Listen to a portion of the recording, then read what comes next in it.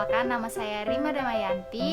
Saya dari kelas A PGSD 2018. Tampuk saya A1 Gig 1 18014.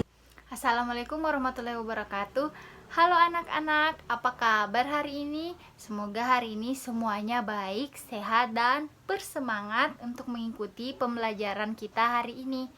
Nah, bersama Ibu, hari ini kita akan belajar materi mengenai upaya pelestarian lingkungan, abiotik, dan juga biotik.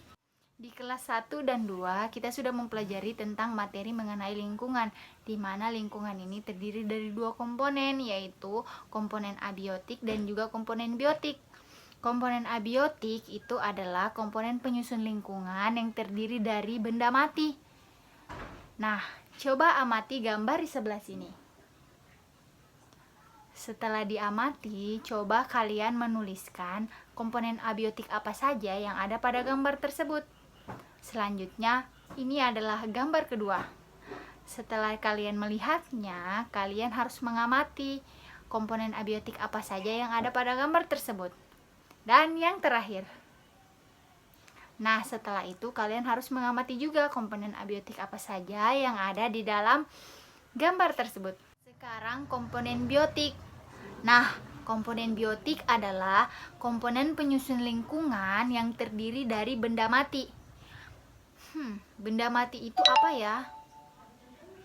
Nah, betul sekali, benda mati itu seperti yang kita pelajari tentang materi yang minggu lalu mengenai makhluk hidup, di mana makhluk hidup terdiri dari 3, yaitu manusia, tumbuhan, dan juga hewan. Coba kalian amati gambar di samping.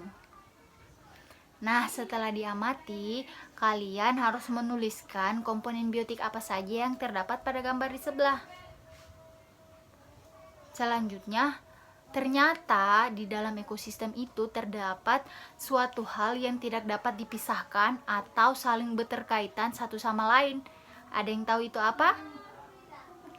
Ya, itu rantai makanan.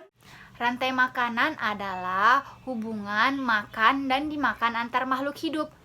Rantai makanan ini terdapat pada makhluk hidup atau konsumen biotik. Mengapa demikian? Karena konsumen biotik atau makhluk hidup terdiri dari produsen dan juga konsumen. Produsen adalah komponen penghasil makanan, misalnya tumbuhan hijau. Mengapa tumbuhan hijau dikatakan sebagai komponen biotik? Karena makhluk hidup dapat menghasilkan makanannya sendiri dengan cara berfotosintesis. Tumbuhan memerlukan air, karbon dioksida, dan juga cahaya matahari untuk menghasilkan gula atau energinya sebagai makanan. Selanjutnya, ada yang dinamakan sebagai konsumen.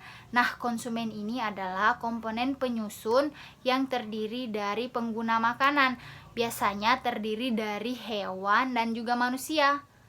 Hewan ini terdiri dari 4 jenis. Yang pertama hewan sandang, hewan pangan, hewan obat-obatan, dan juga hewan piaraan. Hewan sandang ini merupakan hewan yang biasa digunakan atau dapat diubah menjadi sesuatu yang dapat dijadikan pakaian, seperti domba, buaya, ular, dan sebagainya. Dan hewan yang pangan yaitu hewan yang dapat dijadikan makanan, misalnya ayam, sapi, kambing, dan lain-lain.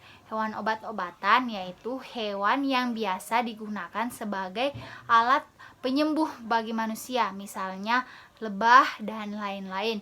Dan yang terakhir itu hewan piaraan. Nah, ini yang sering kita ketemui dalam kehidupan sehari-hari, misalnya kucing, anjing, kelinci, dan sebagainya. Oh ya, selain produsen dan konsumen, di lingkungan biotik terdapat sesuatu yang disebut sebagai pengurai, yaitu bakteri dan mikroorganisme.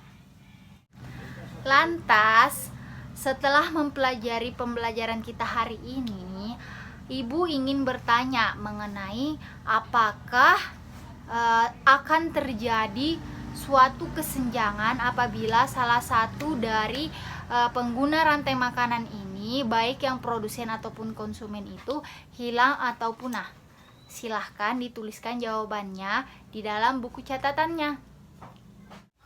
Nah, dari penjelasan tadi, kita dapat menyimpulkan bahwa upaya melestarikan lingkungan dapat dilakukan secara bersama-sama agar supaya lingkungan tetap seimbang. Nah, setelah penjelasan Ibu tadi, apakah ada yang ingin ditanyakan? Jikalau tidak ada, Ibu akan menutup pembelajaran kali ini mengenai materi upaya pelestarian lingkungan abiotik dan juga biotik. Selanjutnya kita akan bertemu pada pertemuan selanjutnya. Assalamualaikum warahmatullahi wabarakatuh. Selamat pagi anak-anak.